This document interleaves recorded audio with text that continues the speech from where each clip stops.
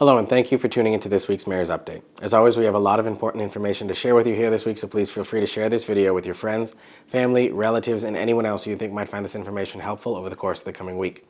I want to start off by congratulating the students of Holy Family Academy who had their annual Government Week this past week in honor of former City Councilor Ulyss Cormier.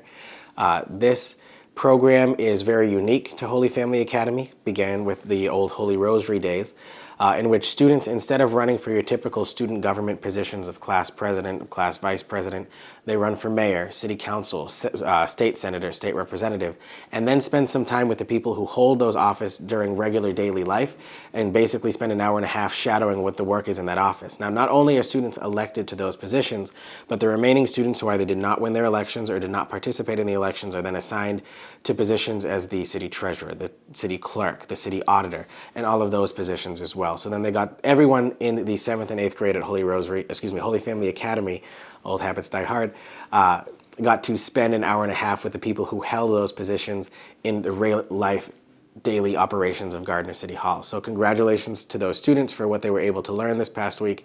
We hope you got some lessons out of it, particularly how to get involved in your community, and looking forward to the impacts that you have on the communities moving forward in the future. And very special thank you to our City Councilor, Ron Cormier, who puts this program on every year for the past 40-something years. Councilor Cormier has really been in charge of that program, and can't thank him enough.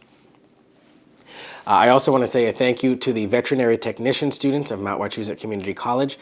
Recently, I've been appointed to the Vet Tech's Majors Advisory Board.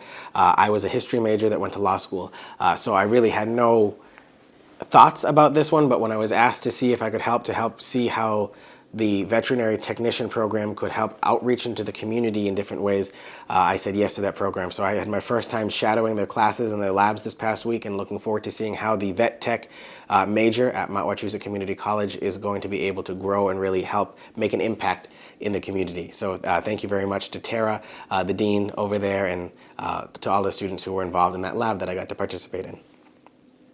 Mac Prototype over on Main Street near Price Chopper opens its doors to the city this past week as we were continuing with our business tours throughout the city. If you're unfamiliar with Mac Prototype, they're about $600 million corporation that's got several different subsidiaries of it as well, from Mac Modeling, Mac Prototype, and different other sub-levels as well. What their facility does here in Gardner is a lot of molding, a lot of 3D printing, and a lot of making prototypes for things that their then parent company up in Vermont and different other places around the country then use those prototypes for testing purposes to then run mass production of those.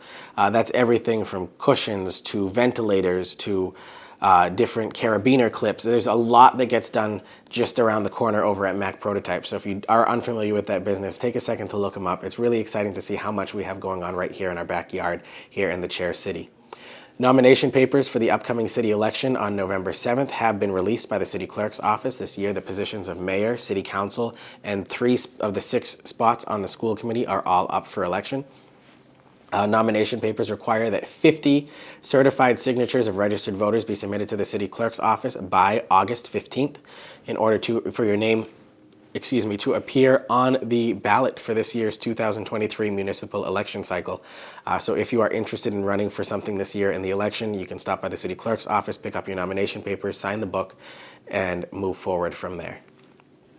The 2 land RFPs, so requests for proposals, related to the sales of some city land have closed this past week for Prospect Street School and the land on the corner of Nickel Street and Parker Street.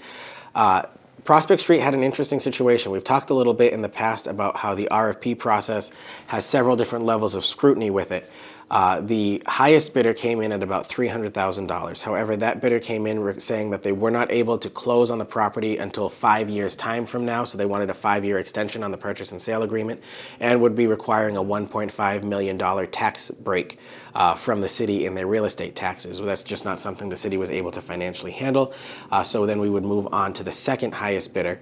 The second highest bidder came in at $126,000 for Prospect Street School. However, the business certificate certificate for that corporation said that the business had been dissolved by the Secretary of State's office, and after repeatedly asking the business for clarification or an updated certificate, they refused to provide that. So by law, we legally had to throw out that bid as an insufficient submission because they did not have all of the required documentation that was needed.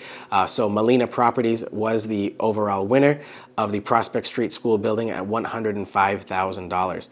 So we'll be working on the closing process for that. The land over on the corner of Nickel Street and Parker Street had 2 bidders.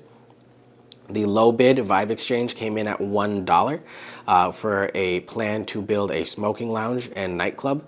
The high bid of $35,000 came in to put a new restaurant over there. So that again, when the levels of RFP are very similar to each other in terms of types, then you look at experience of the business owners and a very specific rubric that the Inspector General's office puts out, and then the dollar amount also then trumps after that. So the $1 versus the $35,000 really made the difference on that one.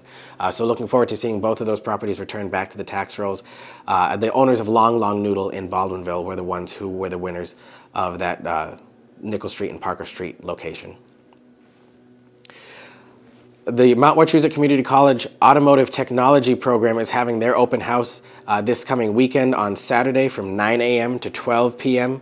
At their location at the main 444 Green Street, Mount Wachusett Community College campus. So if you're interested in seeing what students in Gardner are learning right here at the Mount, you can do that this Saturday. Again, that'll take place from 9 a.m. to 12 noon. The City Hall Flashback Dance will take place on April 22nd from 6:30 p.m. to 10 p.m. Tickets are $10 and can be purchased at the door. It's a great way to go dance through the decades. And then lastly, just as a reminder that City Hall will be closed this upcoming Monday in observance of the Patriots Day holiday. We will be open again on Tuesday for regular hours. That also does mean that the City Council meeting is moved from Monday to Tuesday in observance of that holiday as well. However, that concludes this week's Mayor's Updates. As always, if you have any information that you have questions on or you'd like to let us know about, you can always feel free to contact my office at any time, and I look forward to speaking with you again next week. Thank you very much. Enjoy the long weekend and have a good week.